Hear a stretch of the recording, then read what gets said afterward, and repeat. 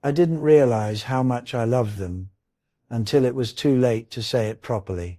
My name is Thomas Keller. I'm 85 years old.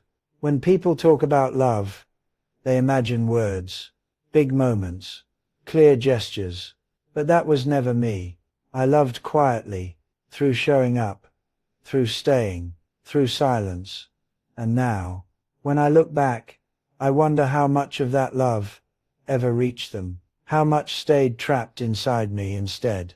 That's what I want to talk about, before time decides for me. I've always been a quiet man, not withdrawn, not cold, just careful. I grew up in a time when feelings weren't explained, they were demonstrated indirectly. You showed love by working hard, by fixing what was broken, by not leaving when things got uncomfortable. Words were considered optional. My father never told me he loved me, but he woke up before sunrise every day and came home with his back bent and his hands split open. That was his language. My mother never asked how I felt, but she noticed when I ate less, when I spoke less, when something weighed on me. She folded concern into routine.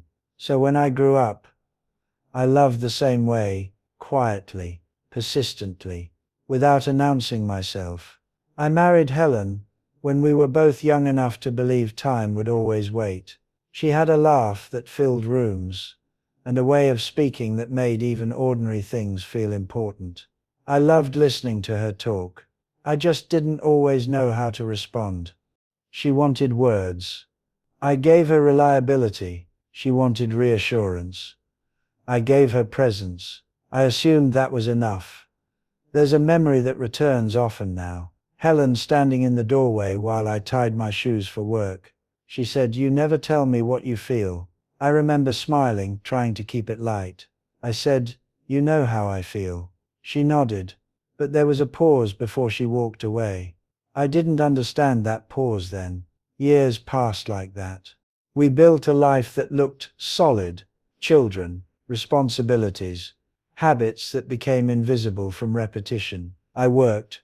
She held things together. We functioned well, and I loved her deeply. But love that isn't expressed out loud can start to feel like background noise. Always there, but never clearly heard. When Helen got sick, everything slowed down. Hospitals stripped life down to essentials. Plastic chairs, quiet hallways, machines that speak more than people do. I sat beside her bed every day, held her hand, adjusted her blankets, stayed until visiting hours ended. I thought my presence said everything. But one night, near the end, she looked at me and said softly, "You don't have to be strong all the time." I didn't answer. I didn't know how. She passed a week later. The house became unbearably loud in its stillness. I walked through rooms filled with shared years and realized how little of my inner life I had left behind. How few words existed to prove how much she meant to me. I spoke to her after that, all the time, while washing dishes, while folding laundry, while sitting alone at night. The words came easily, then, but there was no one left to hear them. My children grew up under the same quiet love.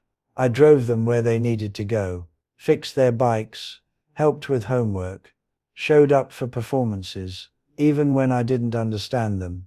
I was there, but I wasn't expressive. I didn't say "I'm proud of you" as often as I felt it. I didn't say "I love you" unless it felt necessary. I thought consistency was enough. Now when they call, they're kind, respectful, warm in a careful way, but sometimes I sense a distance that isn't about time or age. It's about something unspoken that never quite took shape. I wonder if they ever doubted me, if my silence ever felt like absence. That question keeps me awake more than pain ever has. As the years passed, the people who knew me best began to leave. Friends died, neighbors moved, coworkers faded into holiday cards, and then nothing at all. And with each loss, the audience for my love grew smaller. At 85, love doesn't show up as passion or urgency. It shows up as memory. I remember standing behind my children when they were small, hands resting lightly on their shoulders. I remember watching Helen sleep, thinking how fragile happiness was, and choosing not to disturb it with words. I thought silence preserved things.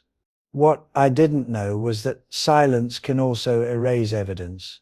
I've spent a lot of time wondering when love needs to be spoken to be real, not announced, not performed, just acknowledged.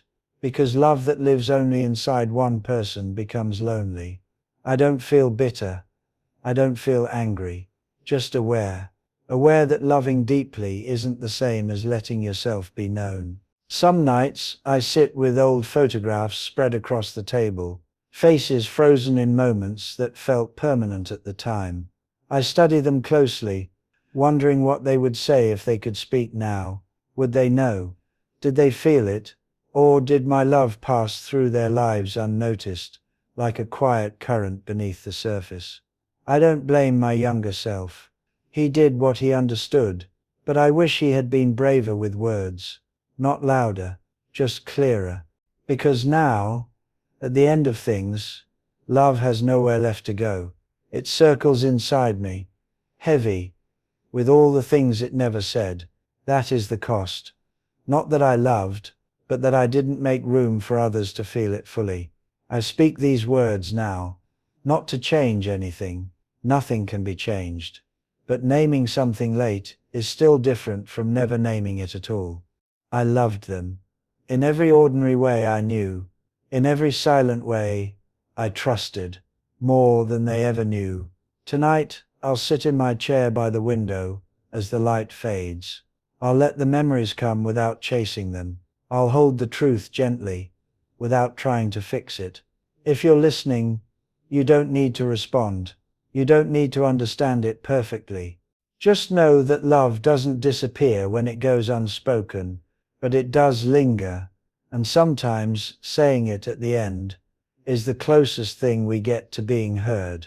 If you want to leave a thought, or simply stay with this for a moment, that's enough.